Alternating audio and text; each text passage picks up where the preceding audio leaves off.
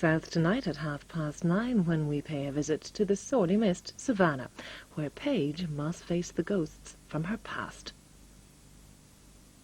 But now, with the time coming up to 9 o'clock, we bring you the main evening news with Eileen Dunn. A man is questioned following the seizure of £4 million worth of cannabis at Rosslare. Students awarded costs for their Supreme Court appeal, but they must pay for the High Court action. A school's football coach bears the scars after the Leinster Colleges final. And as Rwandan genocide trial is delayed, a look inside one of Kigali's largest prisons.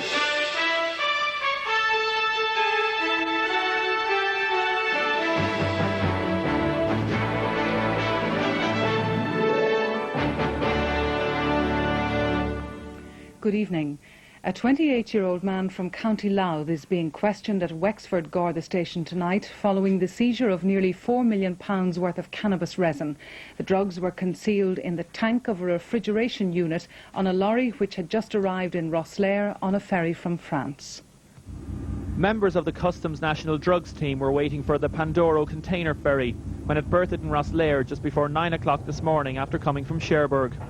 Customs officers had decided to search a 40-foot refrigeration lorry, which had been on board the vessel the Panther. The lorry was registered as having a cargo of lettuce from Spain.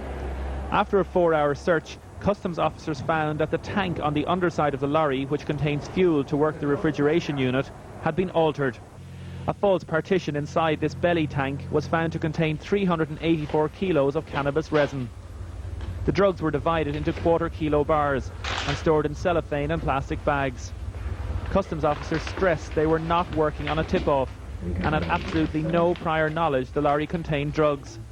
Frank LALLY says the decision to search the lorry was based on previous experience and profiling of certain types of vehicles. Oh, this was a very sophisticated concealment. One of the best concealments that we have come across in Rosslare in the past number of years. This was really a superb concealment. The driver of the lorry, a 29-year-old County Louth man, was taken in for questioning to Wexford Garda station, where he is being detained under the Drugs Trafficking Act. He can be held for up to 7 days, by which time he must be released or charged. Meanwhile, customs officers are delighted with today's find. Customs officers here at Rosslare make an average of 6 commercial or very large seizures of drugs every year, with a street value of £3.8 million. This is the most significant seizure of cannabis resin from road traffic in the history of the state.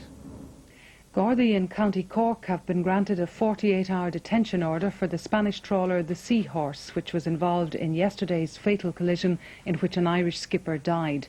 The order was sought for an alleged breach of the fisheries law and means the vessel must remain at Bantry.